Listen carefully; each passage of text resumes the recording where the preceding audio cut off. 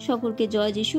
প্রভু ধন্যবাদ করি। আসুন মথিলিখিত সুসমাচার তার 28 অধ্যায় পাঠ করি।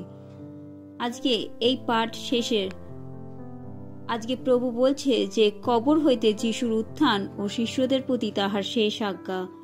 বিশ্রাম দিন অবসান হইলে সপ্তাহের প্রথম দিনের উষারম্ভে মগদলিনী মরিয়াম ও অন্য মরিয়াম কবর দেখিতে আসিলেন।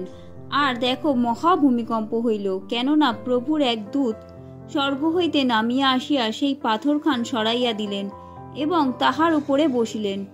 তাহার দৃশ্য বিদ্যুতের ন্যায় এবং তাহার বস্ত্র হিমের ন্যায় শুভবর্ণ।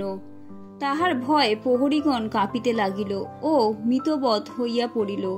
সেই দূত স্ত্রীলোক কয়টিকে কহিলেন, তোমরা ভয় করিও না, কেননা আমি জানি যে তোমরা কুশে হত যিশুর অন্বেষণ করিতেছ। তিনি এখানে নাই, কেননা তিনি উঠিয়াছেন, যেমন বলিয়াছিলেন। আইসো, প্রভু যেখানে শুইয়াছিলেন সেই স্থান দেখো।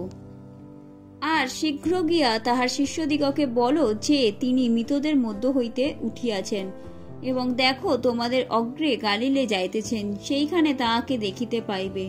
দেখো, আমি তোমাদিগকে বলিলাম। তখন তাহারা সভয়ে ও মহানন্দে শীঘ্র কবর হইতে প্রস্থান করিয়া তাহার শিষ্যদিগকে সংবাদ দিবার জন্য দৌড়াইয়া গেলেন।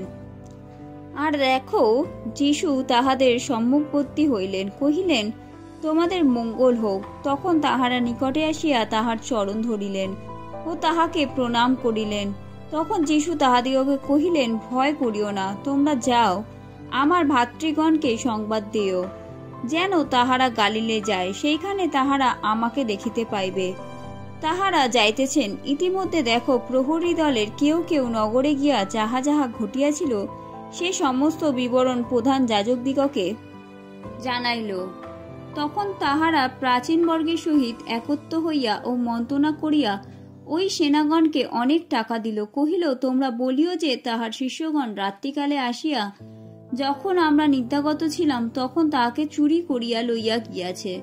আর যদি এই কথা দেশাধ্যক্ষের কর্ণগোচর হয়, তবে আমরাই তাহাকে বুঝাইয়া তোমাদের ভাবনা দূর করিব। তখন তাহারা সেই টাকা লইয়া যেরূপ শিক্ষা পাইল সেই রূপ কার্য করিল। আর যিহুদীদের মধ্যে সেই জনরব রটিয়া গেল, তাহা অদ্য পর্যন্ত রইয়াছে।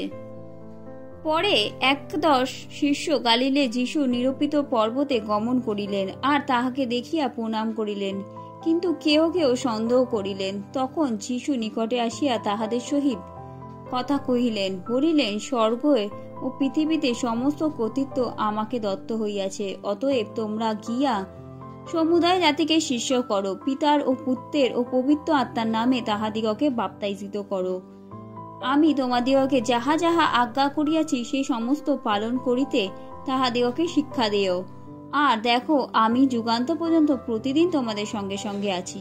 আমেন।